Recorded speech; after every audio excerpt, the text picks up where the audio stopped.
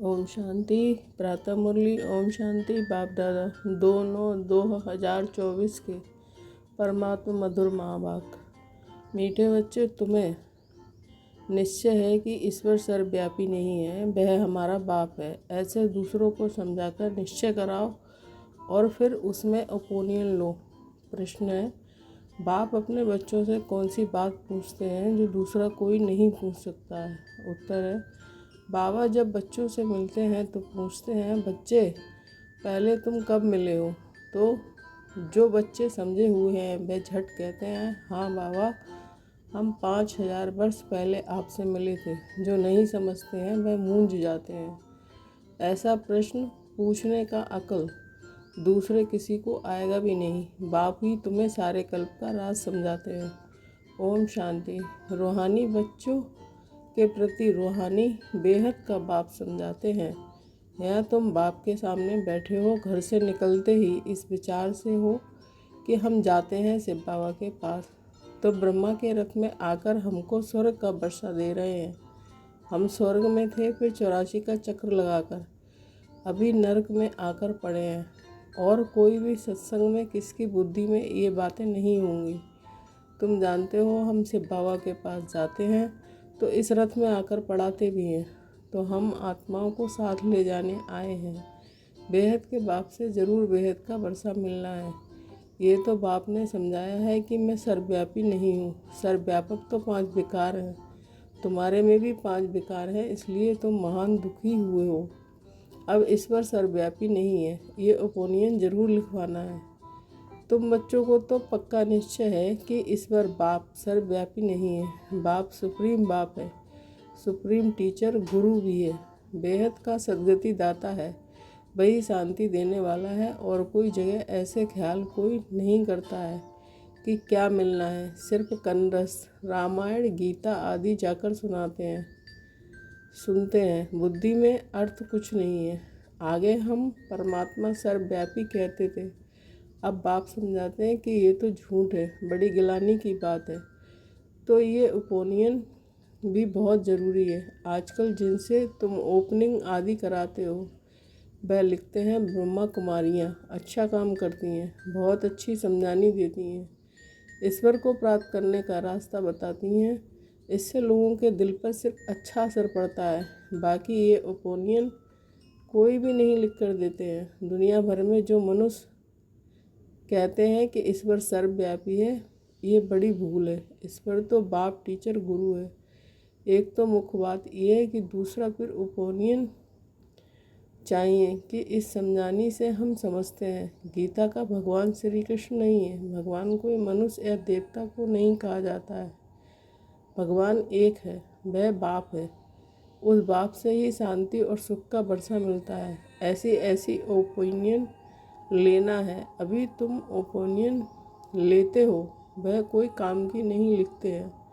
हाँ, इतना लिखते हैं कि यहाँ शिक्षा बहुत अच्छी देते हैं। बाकी मुख्य बात जिसमें ही तुम्हारी विजय होनी है वह लिखाओ कि ये ब्रह्मा कुमारियाँ सत्य कहती हैं कि ईश्वर सर्वव्यापी नहीं है, वह तो बाप है, वही गीता का भगवान है। बाप आकर भक्ति मार्ग से छुड़ाए ज्ञान देते हैं। ये भी ओपिनियन ज़रूर है कि पतित पावनी पानी की गंगा नहीं, परंतु एक बाप है। ऐसी ओपिनियन जब लिखें तब ही तुम्हारी विजय हो। अभी टाइम पड़ा है, अभी तुम्हारी जो सर्विस चलती है, इतना खर्चा होता है, ये तो तुम बच्चे ही 1-2 को मदद करते हो, बाहर वालों को तो कुछ पता ही नहीं है। तुम ही अपने तन मन धन से खर्चा कर अपने लिए राजधानी स्थापन करते हो। जो करेगा वह पाएगा, जो नहीं करते वह पाएंगे भी नहीं। कल्प तुम ही करते हो, तुम ही निश्चय बुद्धि होते हो। तुम समझते हो कि बाप भी है, टीचर भी है, गीता का ज्ञान भी, यथार्थ रीति सुनाते हैं। भक्ति मार्ग में भल गीता सुनते आए, परंतु राज थोड़े ही प्राप्त किया है। ईश्वरीय मत से बदलकर आसुरी मत हो गई है। करैक्टर बिगड़ते पतित बन पड़े हैं। कुंभ के मेले पर कितने मनुष्य करोड़ों की अंदाज में जाते हैं। जहाँ जहाँ पानी देखते हैं वहाँ जाते हैं। समझते हैं पानी से ही पावन बनेंगे। अब पानी तो जहाँ तहाँ नदियों से आता रहता है, इनसे कोई पावन बन सकता है क्या? क्या पानी में स्नान करने से हम पति से पावन बन देवता बन जाएंगे? अभी तुम समझते हो कोई भी पावन बन ना सके, ये है भूल। तो इन 3 बातों पर ओपिनियन लेना चाहिए। अभी सिर्फ कहते हैं संस्था अच्छी है, तो बहुतों के अंदर जो भ्रांतियाँ भरी हुई हैं कि ब्रह्मा कुमारियों में जादू है, भगाती हैं, वह ख्यालात दूर हो जाते हैं, क्योंकि आवाज़ से बहुत फैला हुआ है ना। विलायत तक ये आवाज़ गया था कि इनको 16,108 रानियाँ चाहिए, उनसे 400 मिल गई हैं, क्योंकि उस समय सत्संग में 400 आते थे। बहुतों ने विरोध किया, पिकेटिंग आदि भी करते थे, परंतु बाप के आगे तो कोई की चल ना सके। सब कहते थे कि ये जादूगर फिर कहाँ से आया। फिर बंडर देखो, बाबा तो कराची में था, आप ही सारा झुंड आपस में मिलकर भाग आया। कोई को पता नहीं पड़ा कि हमारे घर में कैसे भागे। ये भी ख्याल नहीं किया कि इतने सब कहाँ जाकर रहेंगे। फिर फट से बंगला ले लिया, तो जादू की बात हो गई ना। अभी भी कहते रहते हैं कि ये जादूगरनी है, ब्रह्मा कुमारियों के पास जाएंगे तो फिर लौटेंगे नहीं। ये स्त्री पुरुष को भाई बहन बनाती हैं, फिर कितने तो आते ही नहीं हैं। अभी तुम्हारी प्रदर्शनी आदि देखकर ये वह जो बातें बुद्धि में बैठी हुई हैं वह दूर होती हैं। बाकी बाबा जो ओपिनियन चाहते हैं वह कोई नहीं लिखते हैं। बाबा को वह ओपिनियन चाहिए, ये लिखे कि गीता का भगवान श्री कृष्ण नहीं है, सारी दुनिया समझती है। श्री कृष्ण भगवान वाच, परंतु श्री कृष्ण तो फिर पूरे 84 जन्म लेते हैं, शिव बाबा है पुनर्जन्म रहित। तो इसमें बहुतों की ओपिनियन चाहिए। गीता सुनने वाले तो ढेर के ढेर हैं, फिर देखेंगे कि ये तो अखबार में भी निकल पड़ा है। गीता का भगवान परम पिता परमात्मा शिव है, वही बाप टीचर सर्व का सद्गति दाता है। शांति और सुख का वर्षा सिर्फ उनसे मिलता है। बाकी अभी तुम मेहनत करते हो, उद्घाटन कराते हो, सिर्फ मनुष्यों की भ्रांतियाँ दूर होती हैं, समझानी अच्छी मिलती है। बाकी बाबा जैसे कहते हैं कि वे ओपिनियन लिखें, मुख्य ओपिनियन है ये कि बाकी सिर्फ राय देते हैं। ये संस्था बहुत अच्छी है, इससे क्या होगा? हाँ, आगे चल जब विनाश और स्थापना नज़दीक होगी तो तुमको ये ओपिनियन भी मिलेंगे, समझकर लिखेंगे। अभी तुम्हारे पास आने तो लगे हैं ना, अभी तुमको ज्ञान मिला है। एक बाप के बच्चे हैं, हम सब भाई भाई हैं। ये किसी को भी समझाना है तो बहुत सहज है। सब आत्माओं का बाप एक सुप्रीम बाबा है, उनसे ज़रूर सुप्रीम बेहद का पद भी मिलना चाहिए। 5,000 वर्ष पहले तुमको मिला था। वो लोग कलयुग की आयु लाखों वर्ष कह देते हैं, तुम 5,000 वर्ष कहते हो, कितना फ़र्क है। बाप समझाते हैं कि 5,000 वर्ष पहले विश्व में शांति थी। ये एम ऑब्जेक्ट सामने खड़ी है, इनके राज में विश्व में शांति थी। ये राजधानी हम फिर स्थापन कर रहे हैं। सारे विश्व में सुख शांति थी, कोई दुख का नाम नहीं था। अभी तो अपार दुख है। हम ये सुख शांति का राज स्थापन कर रहे हैं अपने ही तन मन धन से। गुप्त रीति, बाप भी गुप्त है, नॉलेज भी गुप्त है, तुम्हारा पुरुषार्थ भी गुप्त है। इसलिए बाबा गीत कविताएँ आदि भी पसंद नहीं करते हैं। वह है भक्ति मार्ग। यहाँ तो चुप रहना है, शांति से चलते फिरते बाप को याद करना है और सृष्टि चक्र बुद्धि में फिराना है। अभी हमारा ये अंतिम जन्म है पुरानी दुनिया में, फिर हम नई दुनिया में पहला जन्म लेंगे। आत्मा पवित्र चाहिए। अभी तो सब आत्माएं पतित हैं। तुम आत्मा को पवित्र बनाने के लिए बाप से योग लगाते हो। बाप खुद कहते हैं, बच्चे देह सहित देह के सब संबंध छोड़ो। बाप नई दुनिया तैयार कर रहे हैं, उनको याद करो, तुम्हारे पाप कट जाएंगे। अरे बाप जो तुमको विश्व की बादशाही देते हैं, ऐसे बाप को तुम भूल कैसे जाते हो? वह कहते हैं कि बच्चे, ये अंतिम जन्म सिर्फ पवित्र बनो। अब इस मृत्यु लोक का विनाश सामने खड़ा है। ये विनाश भी हूबहू 5,000 वर्ष पहले ऐसे ही हुआ था। ये तो स्मृति में आता है ना। अपना राज्य था तो दूसरा कोई धर्म नहीं था। बाबा के पास कोई भी आता है तो उससे पूछता है आगे कब मिले हो। कोई तो जो समझे हुए हैं वह झट कह देते हैं कि 5000 वर्ष पहले। कोई नए आते हैं तो मूंझ पड़ते हैं। बाबा समझ जाते हैं कि ब्राह्मणी ने समझाया है, समझाया नहीं है। फिर कहता हूँ सोचो तो स्मृति आती है। ये बात और कोई भी पूछ ना सके, पूछने का अकल आएगा ही नहीं। वह क्या जाने इन बातों से। आगे चलकर तुम्हारे पास बहुत आकर सुनेंगे जो इस कुल के होंगे। दुनिया बदलनी तो ज़रूर है, चक्र का राज तो समझा दिया है। अब नई दुनिया में जाना है, इस पुरानी दुनिया को भूल जाओ।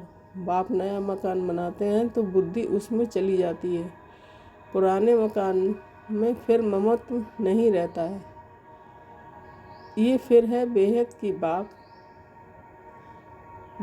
बात। बाप नई दुनिया स्वर्ग स्थापन कर रहे हैं, इसलिए अब इस पुरानी दुनिया को देखते हुए भी नहीं देखो।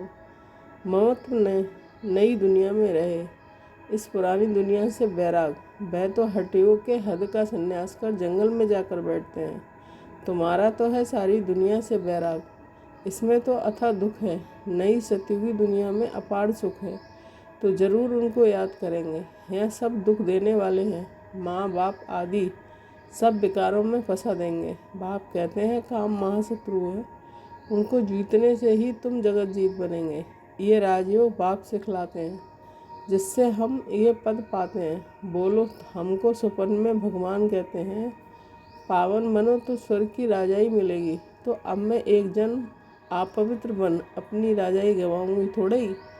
इस पवित्रता की बात पर ही झगड़ा चलता है। द्रौपदी ने भी पुकारा है, ये दुशासन हमको नमन करते हैं।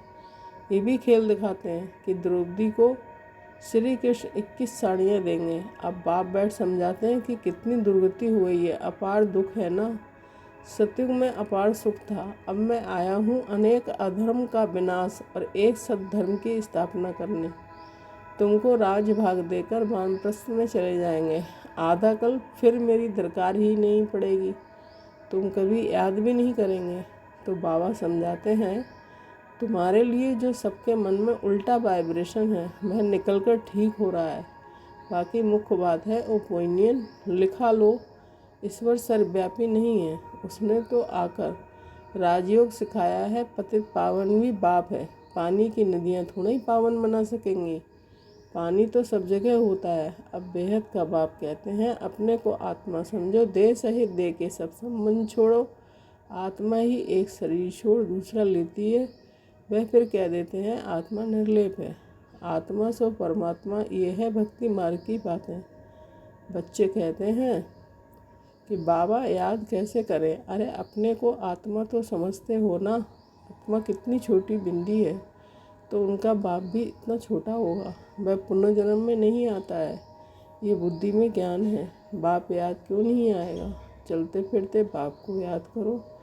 अच्छा बड़ा रूप ही समझो बाप का, परंतु याद तो एक को करो तो तुम्हारे पाप कट जाए। और तो कोई उपाय है नहीं। जो समझते हैं वह कहते हैं बाबा आपकी याद से हम पावन बन जाएंगे। पावन दुनिया विश्व के मालिक बनते हैं, तो हम क्यों नहीं याद करेंगे। एक दो को भी याद दिलाना है तो पाप कट जाए। अच्छा मीठे मीठे सिकीले बच्चों के प्रति माता पिता बाप दादा का याद प्यार गुड मॉर्निंग। रूहानी बाप की रूहानी बच्चों को नमस्ते। धारणा के लिए मुख्य सार। जैसे बाप और नॉलेज गुप्त है, ऐसे पुरुषार्थ भी गुप्त करना है। गीत कविताओं आदि के बजाय चुप रहना अच्छा है। शांति में चलते फिरते बाप को याद करना है। सेकंड पॉइंट, पुरानी दुनिया बदल रही है, इसलिए इससे ममत्व निकाल देना है। इसे देखते हुए भी नहीं देखना है, बुद्धि नई दुनिया में लगानी है। वरदान, ब्राह्मण जन्म की विशेषता को नेचुरल नेचर बनाने वाले सहज पुरुषार्थी भव। स्पष्टीकरण, ब्राह्मण जन्म भी विशेष, ब्राह्मण धर्म और कर्म भी विशेष अर्थात सर्वश्रेष्ठ है। क्योंकि ब्राह्मण कर्म में फालो साकार ब्रह्मा बाप को करते हैं, तो ब्राह्मणों की नेचर ही विशेष नेचर है। साधारण व मायावी नेचर ब्राह्मणों की नेचर नहीं है। सिर्फ यही स्मृति स्वरूप में रहे कि मैं विशेष आत्मा हूँ। ये नेचर जब नेचुरल हो जाएगी तब बाप समान बनना सहज अनुभव करेंगे। स्मृति स्वरूप से समृद्धि स्वरूप बन जाएंगे। यही सहज पुरुषार्थ है। स्लोगन, पवित्रता और शांति की लाइट चारों ओर फैलाने वाले ही लाइट हाउस हैं। ओम शांति।